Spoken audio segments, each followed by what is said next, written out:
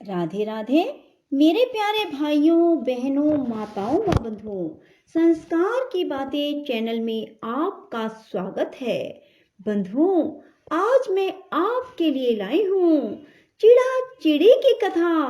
बंधुओं, चिड़ा चिड़ी की कथा कार्तिक पूर्णिमा से अगले दिन सुनी जाती है।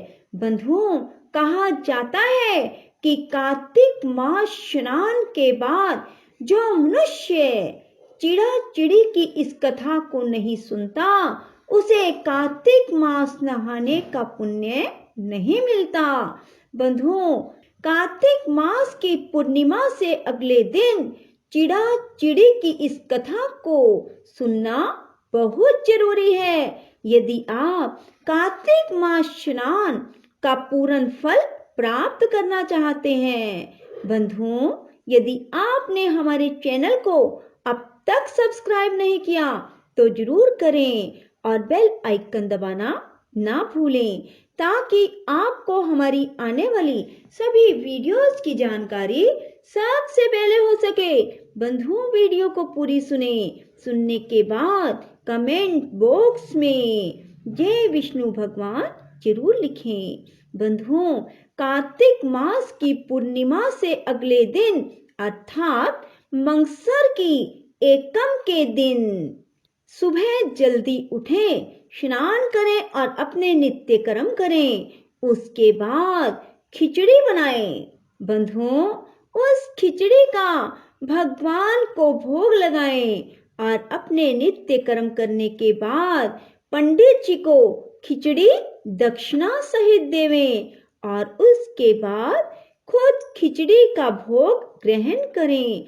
बंधुओं, यदि आप कार्तिक पूर्णिमा के अगले दिन मंगसर महीने की एकम के दिन खिचड़ी बनाकर खिचड़ी का भोग लगाते हैं, खिचड़ी ब्राह्मण को दान में देते हैं और चिड़ा चिड़ी की इस कथा को सुनते हैं, तभी आपको कार्तिक मास स्नान के पूर्ण फल की प्राप्ति होती है।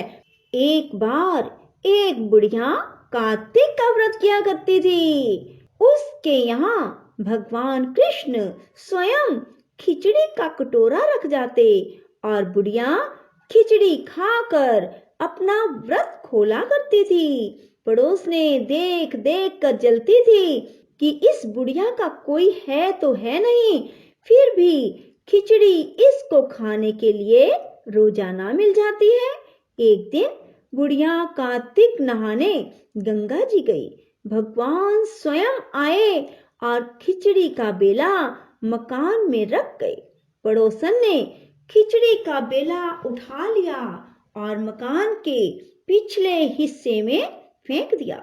बुढ़िया आई और देखा कि खिचड़ी का बेला नहीं है। उसने सोचा आज कोई खिचड़ी का बेला रखना भूल गया और वह बुढ़िया भूखी रही और कहने लगी, कहाँ गई मेरी खिचड़ी, कहाँ गया मेरा बेला। पिछले आंगन में उस खिचड़ी के 2 फूल बनकर उग गए। एक दिन राजा शिकार खेलने गया तो बुढ़िया के घर के बाहर से जा रहे थे तो उनको वह फूल दिखाई दिए। राजा फूल तोड़कर ले गया। रानी ने फूल देखकर सूंघे तो रानी को गर्व रह गया। राजा रानी के कोई संतान ना थी। फूल सूंघने से ही रानी के 2 लड़के पैदा हो गए। वह लड़के बड़े हुए पर वे दोनों बच्चे किसी से बातचीत तक नहीं करते थे। दोनों लड़के शिकार खेलने जाते तो रास्ते में बुढ़िया मिलती। बुढ़िया कहती, कहाँ गई मेरी खिचड़ी, कहाँ गया मेरा बेला। लड़के कहते, हम तो तेरी खिचड़ी, हम ही तेरी बेला। जब भी लड़के शिकार खेलने जाते बुढ़िया कहती तो लड़के वही जवाब देते। राजा को पता चला। राजा ने बुढ़िया को बुलाया और कहा कि हमसे तो ये बोलते ही नहीं, तुझसे कैसे बोलते हैं। बुढ़िया ने कहा, मुझे इस बात का कुछ भी नहीं पता, लेकिन मैं कार्तिक व्रत करती तो कृष्ण भगवान मुझे खिचड़ी दे जाते थे, तो एक दिन मुझे खिचड़ी नहीं मिली। तब मैं कहने लगी, कहाँ गई मेरी खिचड़ी, कहाँ गया मेरा बेला। तब लड़के बोले, तुम्हारी पड़ोसन ने खिचड़ी फेंक दी थी और उसके 2 फूल बन गए। फिर राजा उन फूलों को तोड़ कर ले गया। उन फूलों से हम लड़के हो गए। हमें तो भगवान ने बुढ़िया के लिए भेजा है। तब राजा ने बुढ़िया को अपने महल में ही रख लिया। बंधुओं, कार्तिक स्नान करने से बुढ़िया को ये फल मिला कि भगवान स्वयं उसके पास आते और उसको रोजाना खिचड़ी देकर जाते। और जो खिचड़ी से फूल बने, उस वजह से बुढ़िया को रहने के लिए महल मिल गया। सो बंधुओं, हर मनुष्य को कार्तिक मास स्नान अवश्य करना चाहिए। जो मनुष्य भी कार्तिक मास स्नान करते हैं, भगवान श्री हरि उन पर अपार कृपा करते हैं, उनकी हर मनोकामना पूरी करते हैं। बोलो विष्णु भगवान की जय हो।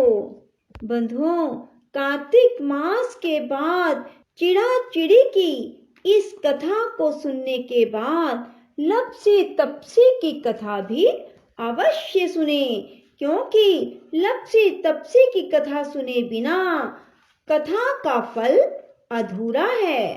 एक लप्सी था और एक तप्सी था। तप्सी तो भगवान की तपस्या करता। लप्सी रोजाना 1.25 सेर हलवा बनाकर भगवान को भोग लगाकर टाली हिलाकर जिमा देता।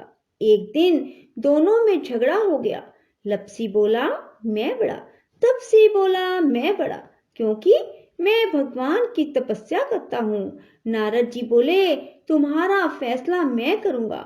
दूसरे दिन तप्सी नहा कर आने लगा तो नारद जी ने 1.25 करोड़ का मुद्रा तप्सी के आगे गिरा दिया। उसने आंखें खोल कर देखा तो मुंदड़ा पड़ा है। उसने उठाकर पैर के नीचे दबा दिया और तपस्या करने लगा। उधर लप्सी 1.25 सेर का हलवा बनाकर भगवान के भोग लगाकर टाली हिलाकर जीम लिया। इतने में नारद जी आए, दोनों को अपने पास बिठाया। दोनों पूछने लगे कि कौन बड़ा है। नारद जी ने तप्सी से कहा, अपना पांव हटा। पांव हटाते ही मुंदड़ा निकला। तब नारद जी बोले कि मुंदड़ा चुराने से तेरी तपस्या भंग हो गई, इसलिए लप्सी बड़ा है। तप्सी कहने लगा, मुझे मेरी तपस्या का फल कैसे मिलेगा। नारद जी बोले, तेरी तपस्या का फल कार्तिक नहाने वाली देंगी। सब कहानी कहकर तेरी कहानी कहेंगी। यदि कहानी कहकर तेरी कहानी नहीं कहेंगी तो पूरे कार्तिक का फल तुम्हें होगा। धोती देकर अंगोछा नहीं देवे, सीधा देकर दक्षिणा ना देवे, ब्राह्मण जिमा कर दक्षिणा ना देवे, दीवा चास के हाथ ना जोड़ें तो तेरा पुण्य, कपड़ा देके बटन ना लगाएं, दाहिने हाथ से नाड़ा बांधे तो सब का फल तुम्हें हो। इतना कहकर नारद जी चले गए। बोलो लप्सी तप्सी की जय हो। राधे राधे, जय श्री कृष्णा।